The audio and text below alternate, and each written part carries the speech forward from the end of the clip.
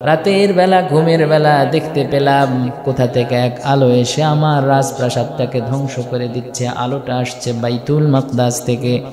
ফেরাউনের স্বপ্ন শুনে করুন এবং সাজ্জাদ দুইজনে মিলে ফেরাউনকে বুদ্ধি দেয়, যেই আলোটা আপনি দূর থেকে দেখতে পাচ্ছেন, আলো এসে আপনার রাজপ্রাসাদ পুড়িয়ে দেয়, এটা সাধারণ কোনো আলো না, এটা বনি ইসরাইলের মধ্যে একজন নবী হবেন, যেই নবী এসে আপনার রাজত্ব রাজপ্রাসাদ চিরতরে উৎখাত করে ফেলবেন। তার মন্ত্রী দুইজনের সাথে পরামর্শ করলো। কি পরামর্শ? যে যাতে করে পৃথিবীতে ওই শক্তি না আসে যেই শক্তি তার সেই ক্ষমতাকে চিরতরে উৎখাত করে দেয়। এজন্য সে হামান এবং করুন এদের সাথে পরামর্শ করলো। পরামর্শ করে তারা একটা বুদ্ধি করলো যে যেই ছেলে এখনো পর্যন্ত নবী হয় নাই, জন্মগ্রহণ করে নাই, সে যেহেতু বনি ইসরাইলদের মধ্যে আসবে, অতএব বনি ইসরাইলের যত সন্তান সম্ভবা মা আছে সবার পেট থেকে যখনই কোনো পুরুষ সন্তান জন্মগ্রহণ করবে সাথে সাথে তাকে ধরে জবাই করে নীল নদে ভাসিয়ে দেওয়া হবে। বলি নাউজুবিল্লাহ। ইতিহাসে এসেছে প্রায় ৯০,০০০ নবজাতককে এই ফেরাউন হত্যা করে নীল নদে ভাসায় দিয়েছে। তো ৯০,০০০ মারছে কেন? যাতে মুসাকে ঠেকানো যায়, মুসা নামক পয়গাম্বার দুনিয়ায় না আসে, তার রাজত্ব ক্ষমতা যেন ঠিক থাকে। এজন্য ৯০,০০০ নবজাতককে দুনিয়া থেকে তাড়িয়ে দিয়েছে। কিন্তু আল্লাহ রব্বুল আলামিন যদি কোনো কিছু করতে চান, পৃথিবীর কোনো শক্তি আছে সেটা ঠেকাতে পারে? মুসা আলাইহিস সালাম নীল নদে ভাসছেন, আর ওই মুসাকে দায়িত্ব দিয়েছেন আল্লাহ রব্বুল আলামিন এমন মানুষের হাতে যার সাথেই পরে মুসার যুদ্ধ হবে, আর তার ঘরেই মুসা আলাইহিস সালাম প্রতিপালিত হয়েছে। টমাস আলভা এডিসন একজন বিজ্ঞানীর নাম শুনেছেন আপনারা?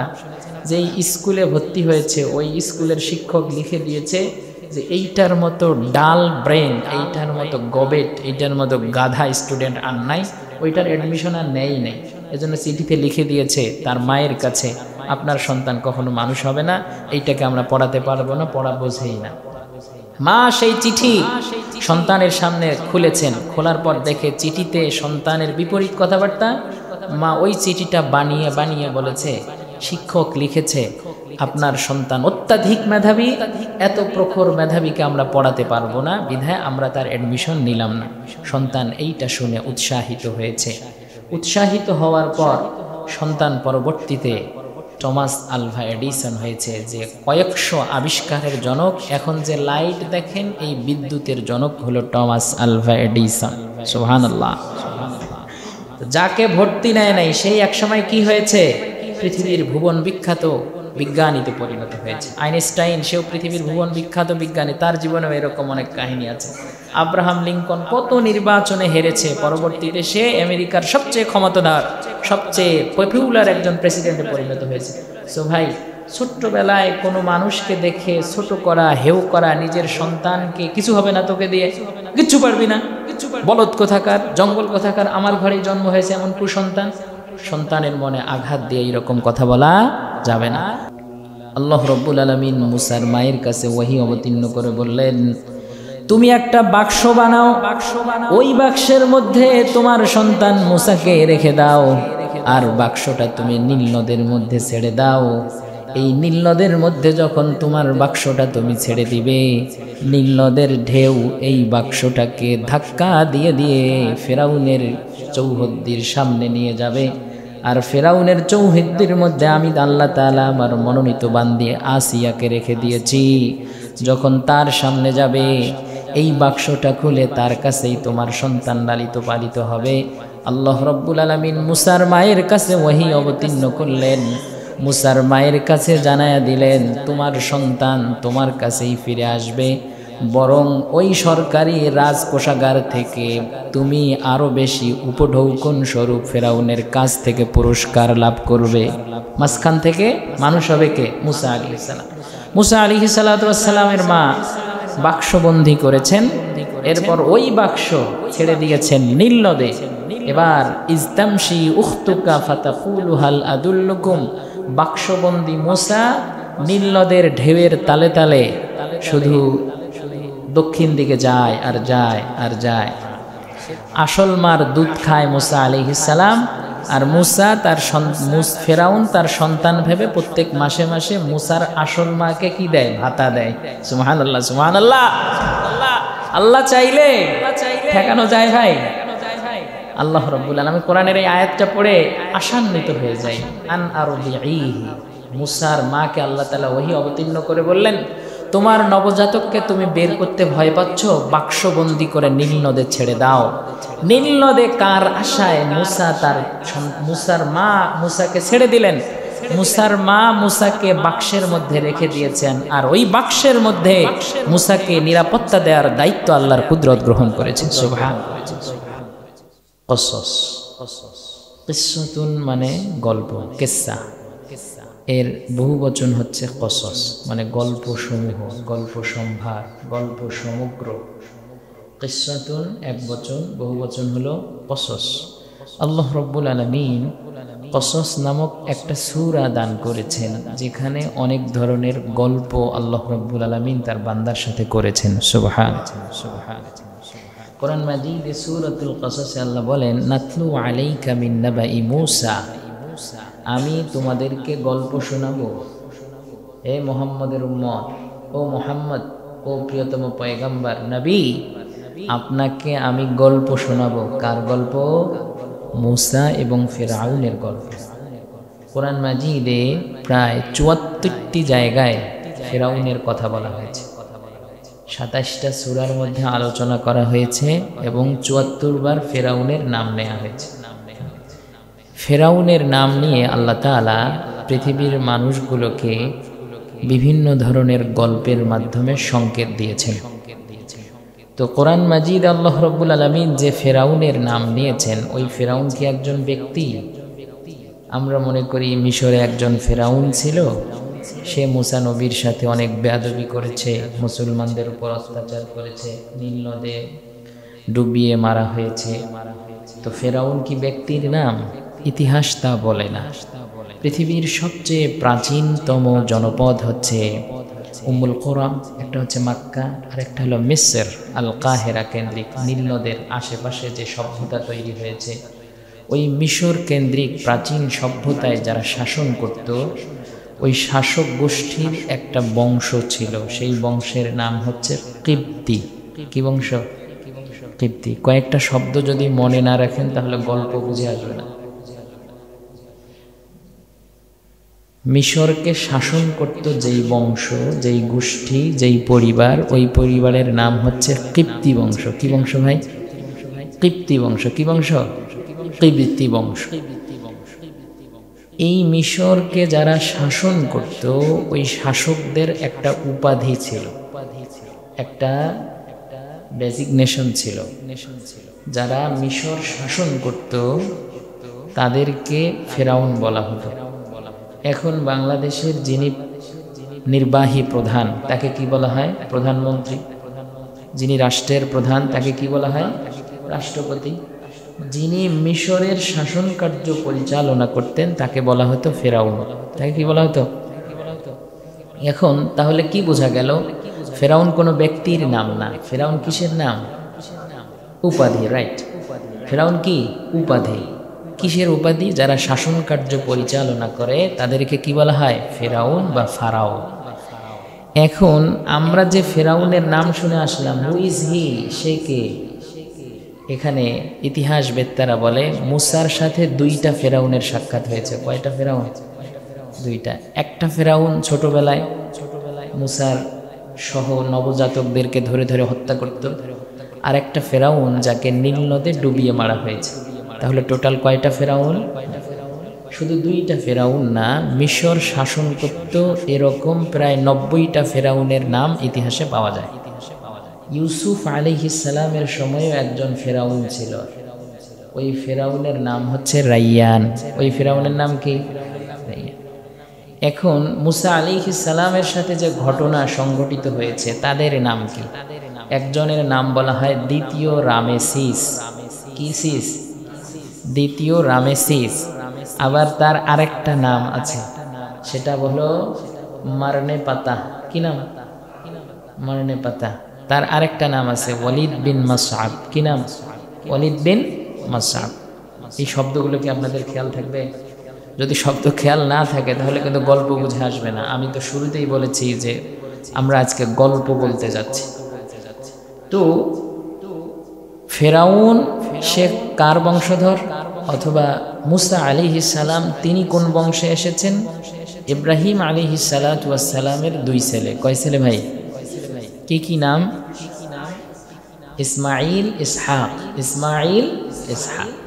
ইসমাঈল আলাইহিস সালাতু ওয়াস সালামের বংশে আর কোনো নবী আসে নাই।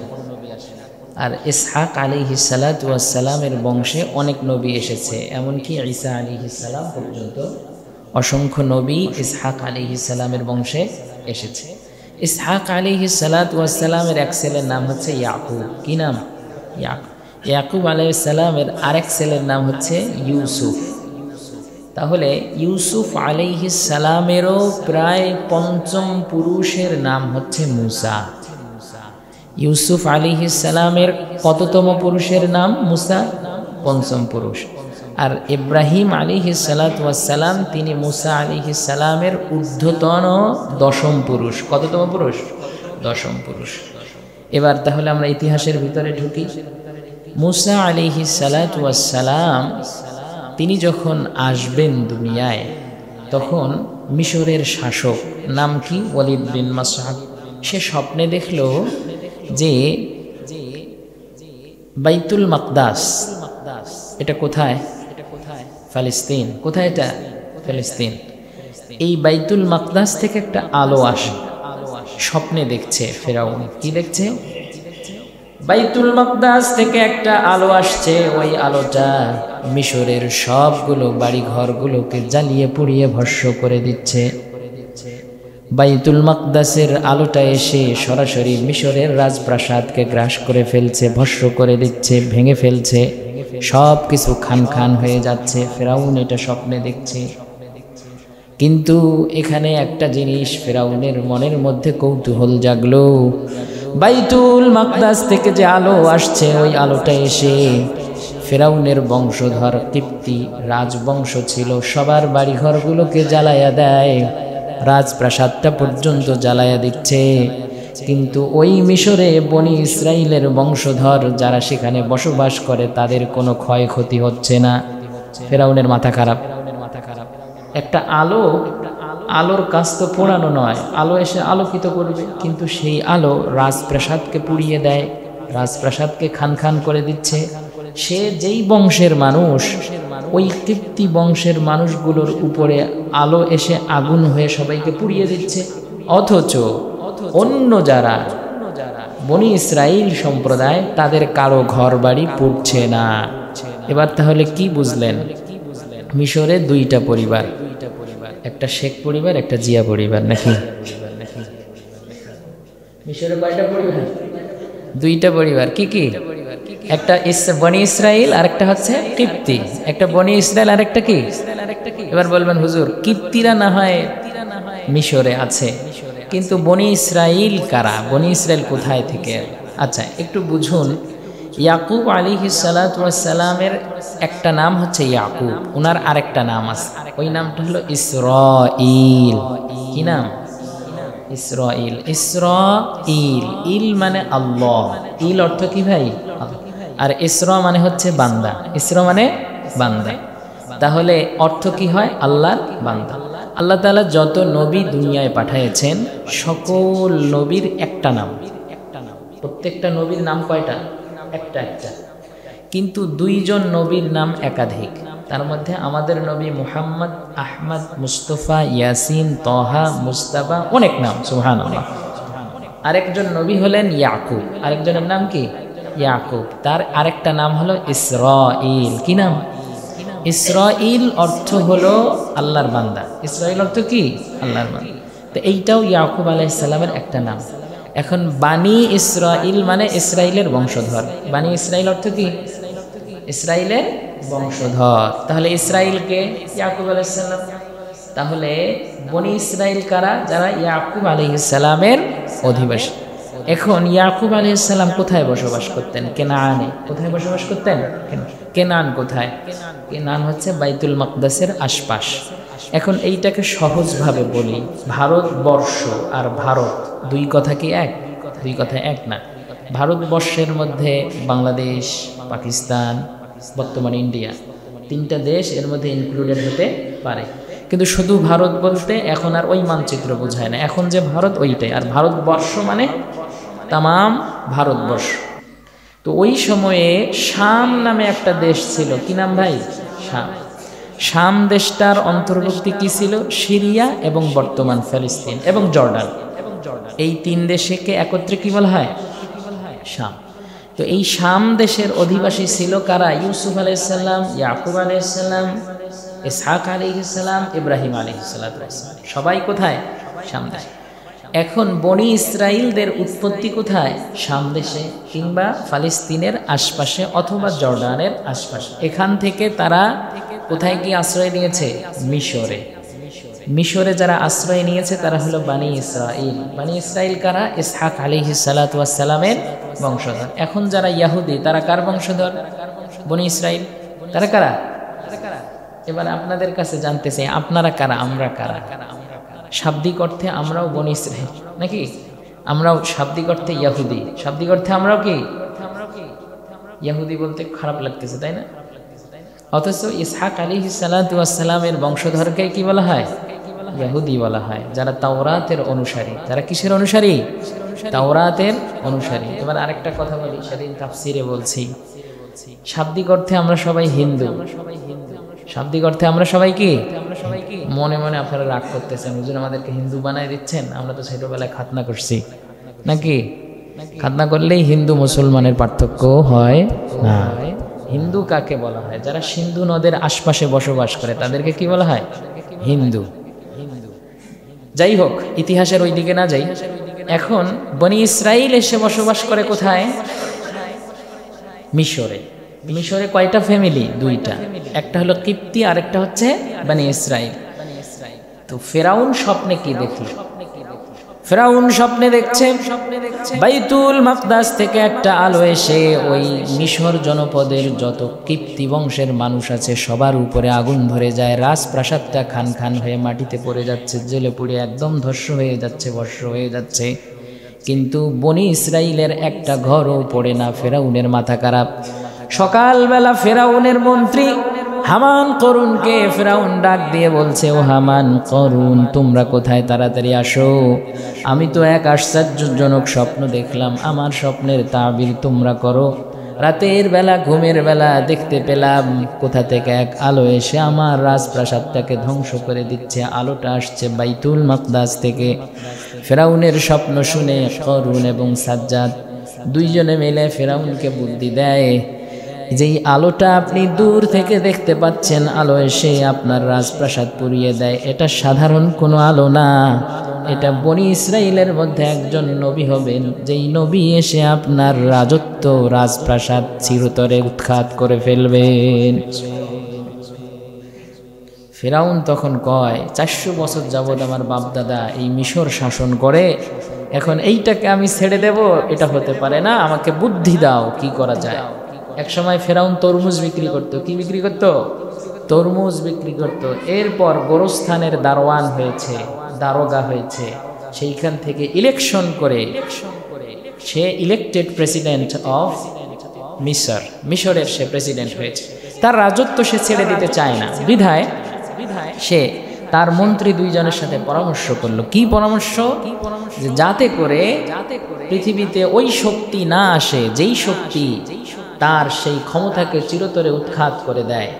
এজন্য সে হামান এবং করুন এদের সাথে পরামর্শ করলো। পরামর্শ করে তারা একটা বুদ্ধি করলো যে যেই ছেলে এখনো পর্যন্ত নবী হয় নাই, জন্মগ্রহণ করে নাই, সে যেহেতু বনি ইসরাইলদের মধ্যে আসবে, অতএব বনি ইসরাইলের যত সন্তান সম্ভবা মা আছে সবার পেট থেকে যখনই কোনো পুরুষ সন্তান জন্মগ্রহণ করবে সাথে সাথে তাকে ধরে জবাই করে নীল নদে ভাসিয়ে দেওয়া হবে।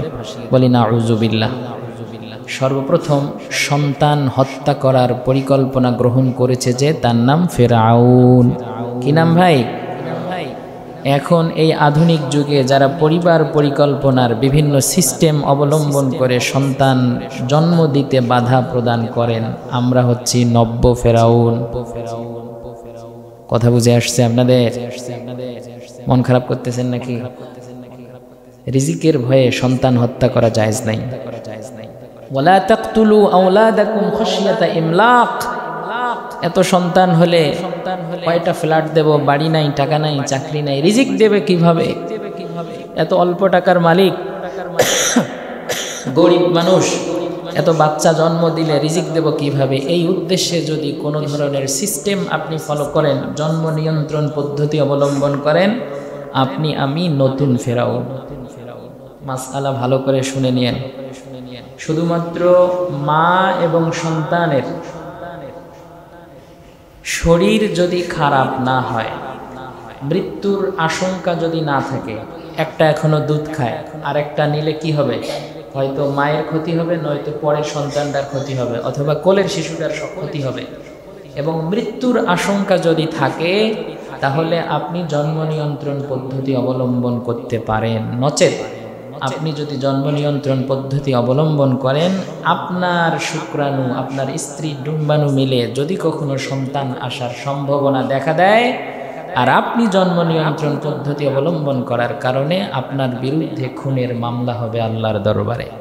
কিয়ামতের ময়দানে এই শুক্রাণু এবং ডিম্বাণুকে জীবন দেয়া হবে এবং জিজ্ঞেস করা হবে, বিআইয়ি যামবিন কুতিলাত, তোমাকে কে হত্যা করেছে, কি অপরাধ ছিল তোমার?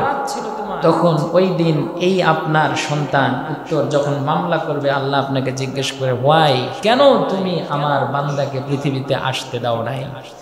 কারণ ওমা মিন দাব্বাতিন ইল্লা আলাল্লাহি রিজকুহা। আরে ভাই, আপনাকে আল্লাহ তাআলা যে রিজিক দেন, আপনার রিজিকটাও আল্লাহ রুহের জগতেই আপনার জন্য লিপিবদ্ধ করেছেন।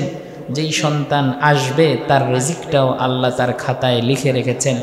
অতএব রিজিকের দায়িত্ব আপনার হাতে না, রিজিকের দায়িত্ব তো তার হাতে, যিনি আপনার মাধ্যমে একটা সন্তান পৃথিবীতে পাঠাবেন।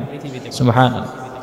অতএব জন্ম নিয়ন্ত্রণ পদ্ধতি অবলম্বন করার আগে মুফতি সাহেবদের কাছে মাসআলা মাসাইল জেনে নিন। নতুন বিয়ে শাদী, কালকে এক ফ্রেন্ডের সাথে দেখা হলো, ঢাকা ভার্সিটির এক ভাই, সে বিসিএস দিচ্ছে, কয়েকবার যাবত হচ্ছে না, বিয়ে শাদী করছে, বাচ্চা কাচ্চা হয় না। তো বললাম, ভাই বাচ্চা কাচ্চার কি অবস্থা? কয়, এখনো আমরা চেষ্টা করছি না, উই আর নট ট্রাইং, আমরা এখনো ট্রাই করছি না। মানে মনে হয় যে ট্রাই করলেই মনে হয় হয়ে যায়, মানে এইটা মনে হয় বান্দার হাতে। সন্তান দেওয়ার মালিক কে? সন্তান দেওয়ার মালিক কে? আপনি চাইলেও হবে না, আর আপনি না চাইলে যদি না হয়, ওইটা খুন হবে। ওইটা কি হবে? খুন হবে। রিজিকের মালিক কে? বিয়ের পর 1 বছর 2 বছর এনজয় করে, এক্সপেরিমেন্ট করে, তারপর বাচ্চা নেওয়া ট্রাই করে, এগুলো সব হারাম। সব কি? বাচ্চা যদি নিতে না পারিস তো বিয়ে করছিস কেন? খাওয়াইতে না পারিস? আমাদের দেশে, মুসলিম দেশের মধ্যে বাচ্চা না নেওয়ার জন্য সরকারিভাবে উদ্বুদ্ধ করা হয়, আর বিদেশে বাচ্চা হলে তাকে পুরস্কার দেয়া হয়, সব ধরনের ট্রিটমেন্ট সহ যাবতীয় ভাতা তার নামে লিপিবদ্ধ করা। এটাও বোঝে না। মুসলমান জনসংখ্যা যদি কমে, পক্ষান্তরে মুসলমানদের শক্তি কমে যাচ্ছে। আর আল্লাহর হাবিব বলেছেন, আকসিরু, তোমরা তোমাদের সন্তান বাড়াও। বিয়ে করার সময়ে এমন মেয়েকে বিয়ে করো, আল ওয়ালুদ, যেই মেয়ে বেশি সন্তান প্রসব করতে পারে। রাগ করতেছেন ভাই? কিন্তু আমরা কি করি? আমরা একের অধিক নয়, কি দুইটা হলে, দুইয়ের অধিক নয়, একটা হলে ভালো হয়। তা আরেকটা কেচ্ছা কই, কেচ্ছার মধ্যে আরেকটা কেচ্ছা। জন্ম নিয়ন্ত্রণ পদ্ধতি যখন প্রথম দেশে আসে, তখন ওলামায়ে কেরামদের সাথে প্রেসিডেন্ট জিয়াউর রহমান বঙ্গভবনে একটা মিটিং বসাইছে। মিটিংয়ের মধ্যে হাফিজি হুজুরকে ডাকছে। হাফিজি হুজুর এই দেশের একজন সবচেয়ে বড় বুজুর্গ ব্যক্তিত্ব, তো তাকে ডাকছে। জিয়াউর রহমান বলতেছে, আমাদের দেশের জমির উর্বরতা কম, ধান টান একটু কম হয়, তো আমরা জন্ম নিয়ন্ত্রণ পদ্ধতি অবলম্বন করার জন্য মানুষকে উদ্বুদ্ধ করতেছি। আপনারা ওলামায়ে কেরাম মসজিদে মসজিদে ইমাম সাহেব, খতিব সাহেবরা যদি একটু উৎসাহিত করে, তাহলে জন্ম নিয়ন্ত্রণ পদ্ধতি এটা বাস্তবায়ন করা সম্ভব হবে। তো প্রেসিডেন্ট অনেকক্ষণ ওয়াজ নসিহত করছে। এইবার প্রেসিডেন্টের মুখের সামনে হাফিজি হুজুর রহমতুল্লাহি আলাইহি বললেন যে, আপনি তো আপনার অনেক ওয়াজ নসিহত করলেন, এইবার আমি আপনাকে একটা কথা বলি। বলতেছে, বলেন। হাফিজি হুজুর বলতেছে, মিস্টার প্রেসিডেন্ট, আপনি আমরা জানি আপনার বাবার ষষ্ঠ কি সপ্তম সন্তান, আমারও সঠিক খেয়াল নাই, মানে তার বড় ভাই আর বড় বোন আছে কয়েকটা। এখন হাফিজি হুজুর বলতেছে যে আপনার বাবা এবং মায়ের আপনি যদি তৃতীয় বা চতুর্থ সন্তান হন, তাহলে আপনার আগে আরও 3-4টা সন্তান আপনার বাবা মার ছিল। এখন আপনার বাবা মা 3-4টা সন্তান নেয়ার পর সন্তান নেয়া যদি স্টপ করে দিত, তাহলে আপনার মতো যোগ্য জিয়াউর রহমান নামক একটা প্রেসিডেন্ট আমরা পাইতাম না। এখন আমরা যাদেরকে পৃথিবীতে আসার আগেই গলা টিপে হত্যা করতেছি, এরকম হাজারো আইনস্টাইন, হাজারো আব্রাহাম লিঙ্কন, হাজারো জিয়াউর রহমানকে আমরা হত্যা করতেছি। ঠিক কিনা? সবাই বলেন ঠিক কিনা ভাই? আল্লাহ এই জন্য বলছে ওয়ালা তাকতুলু আওলাদাকুম খাশিয়াতা ইমলাক, রিজিকের ভয়ে তোমরা কি করো না, সন্তান হত্যা করো না। অতএব এই কাজটা আমরা করব না। রিজিকের মালিক কে? আরে ভাই, বরং আপনার স্ত্রীর সমস্যা হলে সন্তান নেওয়ার জন্য হলেও আপনি আরও একটা বিয়ে করেন। আল্লাহ তো অফার দিয়ে রেখে 4টা বিয়ে করতে পারেন, কিন্তু এই দেশে 2টা বিয়ের কথা শুনলেই নাক সিটকায়, খারাপ মনে করে। এই 2টা বিয়ে করছে বা 3টা বিয়ে করছে, নফস খারাপ। কি খারাপ? নফস খারাপ। কিন্তু বিয়ের পর পরকিয়া করে, ওইটা কোনো দোষ না। বিয়ের পর হোটেলে যায় অন্য মেয়েকে নিয়ে, ওইটাও দোষ না। বিয়ের পর বিয়ে হাইট করে আরো 3-4টা গার্লফ্রেন্ড রাখে, ওইটাও দোষ না। বিদেশের কালচার কি? বিদেশের কালচার হলো যতক্ষণ পর্যন্ত বউ থাকবে ততক্ষণ পর্যন্ত আপনি 1000টা গার্লফ্রেন্ড রাখতে পারবেন, কিন্তু দ্বিতীয় বিয়ে করা যাবে না। দ্বিতীয় বিয়ে কোরআন দ্বারা সাব্যস্ত একটা বিধান। আল্লাহ কোরআন মাজিদে সূরা নিসার মধ্যে বলছে ফানকিহু মা তাবা লাকুম, বিয়ে করো যেটাকে তোমার ভালো লাগে। মিনান নিসাই মাসনা ওয়া সুলাসা ওয়া রুবা, একটা যদি না হয় 2টা। কয়টা? সবাই রাগ করতেছেন না, আমি বুঝতেছি না তো। আপনাদের তো খুশি হওয়ার কথা, আপনারা সবাই কেমন মন মরা হয়ে বসে আছে। বিয়ে কয়টা করার কথা? রাসূল বিয়ে করছে একাধিক, আবু বকর বিয়ে করছে একাধিক, উমর করছে একাধিক, ওসমান করছে একাধিক, আলী করছে একাধিক। আপনি কোন বড় বুজুর্গ হলেন একাধিক বিয়ে করলে নাকশিট খান? আল্লাহ কোরআন মাজিদে বলছে একাধিক বিয়ে করার অনুমতি দিয়েছে আল্লাহ, যদি প্রয়োজন হয় করো। ফানকিহু মা তাবা লাকুম মিনান নিসাই মাসনা ওয়া সুলাসা ওয়া রুবা, 1টা 2টা 3টা 4টা, জয়টা লাগে কয়টা না কয়টা? 4টা। 4টা পর্যন্ত আপনি করতে পারবেন একসাথে। 4টাকে যদি আবার ছেড়ে দেন, আবার নতুন করে 4টা আপনি করতে পারবেন। তাই বলে ওই কাজ করতে চান। এখন কথা হলো, সন্তান হত্যা করার প্রথম ফর্মুলা পৃথিবীতে আসার আগেই নস্যাৎ করে দেওয়ার এই ফর্মুলা যেখান থেকে এসেছে তার নাম ফেরাউন। কি নাম? ফেরাউন হামান করুনের সাথে বুদ্ধি করলো। বুদ্ধি করে কি বুদ্ধি করলো দেখেন। তারা বুদ্ধি করলো যে ইউযাব্বিহু আবনাআকুম ওয়া ইস্তাহয়ী নিসাআকুম। ফেরাউন তখন ভাবলো যে এই জনপদে, আমার রাজ্যের ভিতরে, যেখানে যখন কোনো গর্ভবতী মায়ের সন্ধান পাবে সেইখানে আমার জল্লাদ দাঁড়ায়া থাকবে। যখন এই কোনো সন্তান প্রসব হবে চেক করা হবে, চেক করার পর যদি পাওয়া যায় যে সে পুত্র সন্তান, তাকে হত্যা করে নীল নদে ভাসিয়ে দেওয়া। যেই কথা সেই কাজ। অসংখ্য ইতিহাসে এসেছে প্রায় 90,000 নবজাতককে এই ফেরাউন হত্যা করে নীল নদে ভাসায় দিয়েছে। তো 90,000 মারছে কেন? যাতে মুসাকে ঠেকানো যায়, মুসা নামক পয়গাম্বার দুনিয়ায় না আসে, তার রাজত্ব ক্ষমতা যেন ঠিক থাকে। এজন্য 90,000 নবজাতককে দুনিয়া থেকে তাড়িয়ে দিয়েছে। কিন্তু আল্লাহ রাব্বুল আলামিন যদি কোনো কিছু করতে চান, পৃথিবীর কোনো শক্তি আছে সেটা ঠেকাতে পারে? তো মুসা আলাইহিস সালাতু ওয়াস সালামের মা, তিনি সন্তান সম্ভবা। তার আগে হারুন আলাইহিস সালাম, হারুন এবং মুসা তারা আপন ভাই। হারুন এবং মুসা কি আপন ভাই? তো হারুন তিনি মুসা আলাইহিস সালামের 3 বছরের বড়। কয় বছরের বড়? তো হারুন আলাইহিস সালাম তিনিও পৃথিবীতে এসেছেন। এর মধ্যে ফেরাউন একটা আইন করলো, এবং ফেরাউনের অন্যান্য যারা লোকজল ছিল তারা সবাই মিলে বুদ্ধি করলো যে যদি এইভাবে পুরুষদেরকে হত্যা করা হয়, তাহলে তো এক সময়ে আমাদের এই শাসন কার্য পরিচালনার জন্য শ্রমিক পাবো না, লেবার পাবো না, ঠেলাওয়ালা, রিক্সাওয়ালা, কুলিওয়ালা, এগুলো কোথায় পাবো? ফেরাউনকে গিয়ে বোঝালো, রাজা মহোদয় এগুলো করা যাবে না, বরং কিছু লোক তো আমাদের দরকার। ওকে ঠিক আছে, তাহলে 1 বছর আমরা মারবো আর 1 বছর আমরা জীবিত রাখবো। যেমন এখন ধরেন বিভিন্ন সাতক্ষীরা বরগুনার ওই দিকে সাগরের মধ্যে ইলিশ মারার জন্য বা নির্দিষ্ট একটা সময় থাকে না, বাকি সময়টা সবাই মারতে পারে, আবার কিছু সময় নিষিদ্ধ থাকে। তো মানুষ মারার জন্য ফেরাউন একটা ল পাশ করলো। কি ল? যে আমরা 1 বছর মারবো আর 1 বছর বিরত রাখবো। তো যেই বছর বিরত রাখছে ওই বছর হারুন আলাইহিস সালাতু ওয়াস সালাম পৃথিবীতে এসেছেন। সুবহানাল্লাহ। তার 3 বছর পর হযরত মুসা আলাইহিস সালাম, ওই বছর মারার পালা। মানে এইবার কোনো পুরুষ মানুষ যদি আসে ধরে কেটে তাকে নীল নদে ভাসায় দেওয়া হবে। কিন্তু মুসা আলাইহিস সালামের মা সন্তান সম্ভবা, বাচ্চা প্রসব করেছেন। এমন সময়ে মা তার সন্তানকে বের করে দুধ খাওয়াবে, এটা ভয় পাচ্ছেন।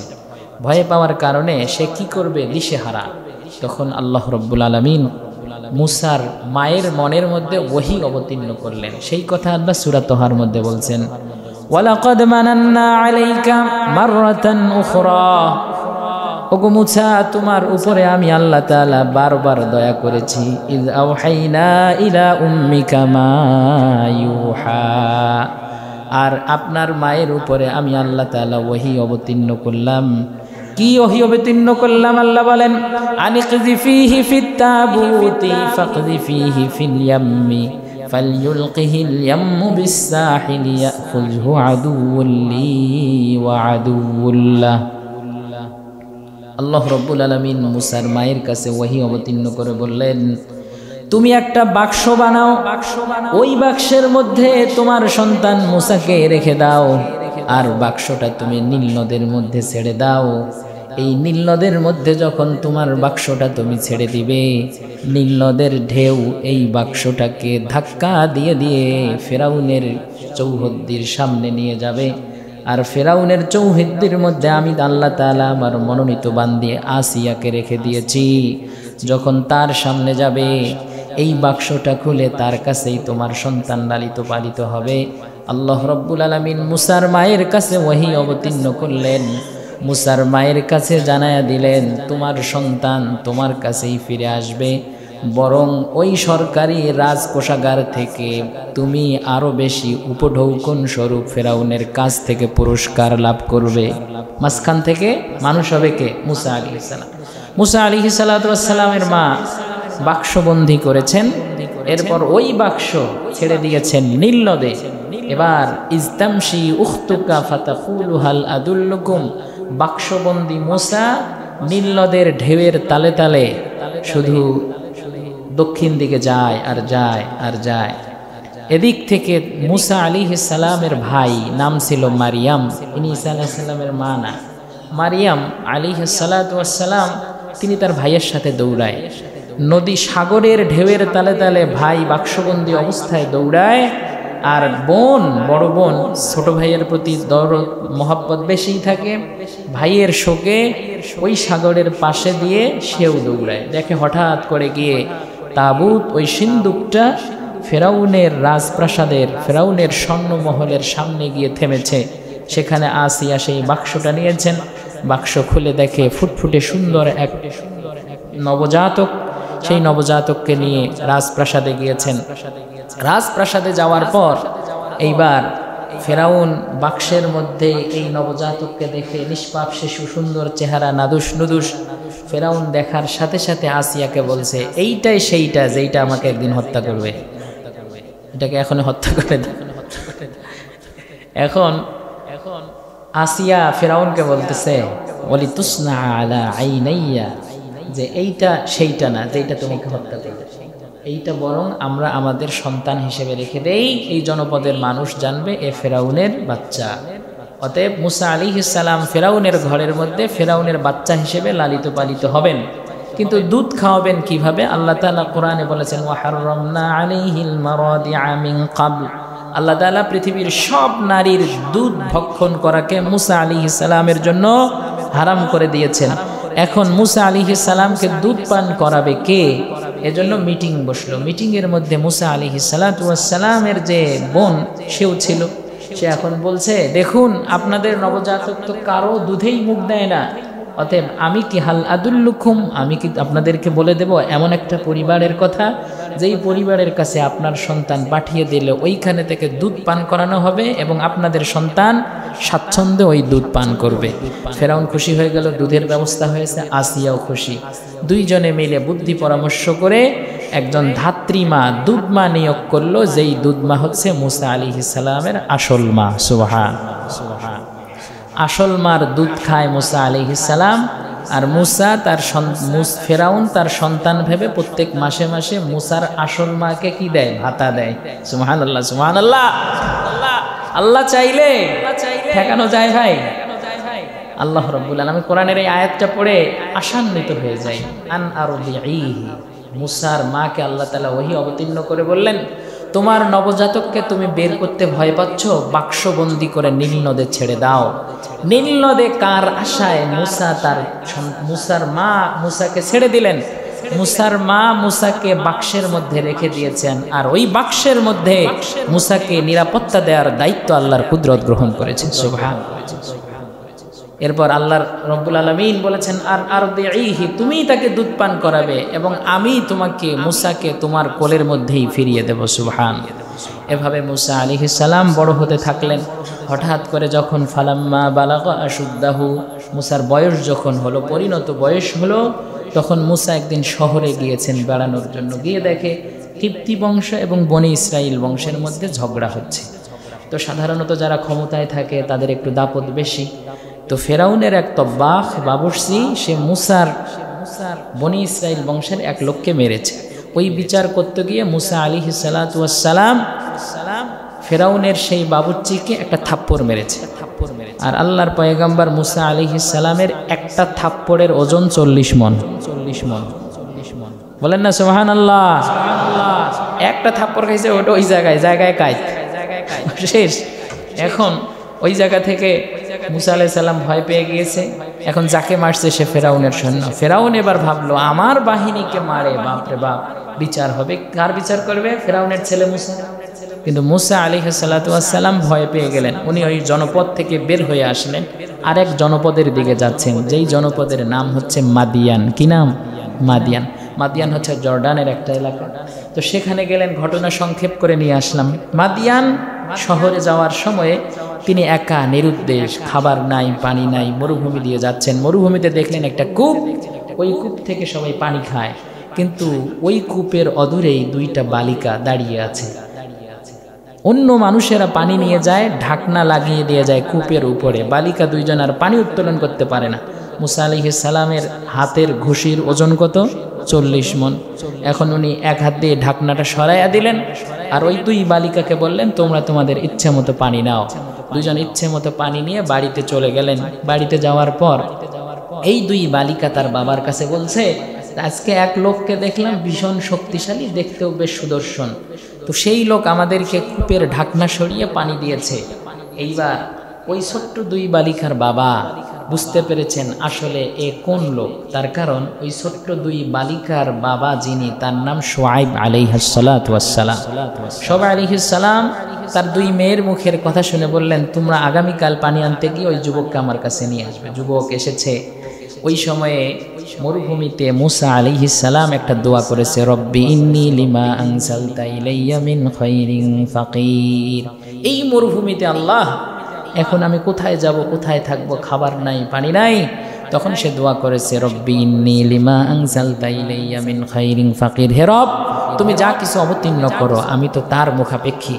এই দোয়া যখন তিনি করেছেন, আল্লাহ রাব্বুল আলামিন দোয়া কবুল করেছেন। এই দোয়াটা মুসা আলাইহিস সালামের মুখ থেকে বের হয়েছে। এখনো পর্যন্ত দুনিয়ার মানুষ যদি এই দোয়া করে, যার বিয়ে হয় না তার বিয়ে হয়ে যাবে। সুবহান। যাদের মেয়ে আছে, বিয়ে হয় না, তারা এই দোয়াটার উপর আমল করবেন, পারবেন ইনশাআল্লাহ।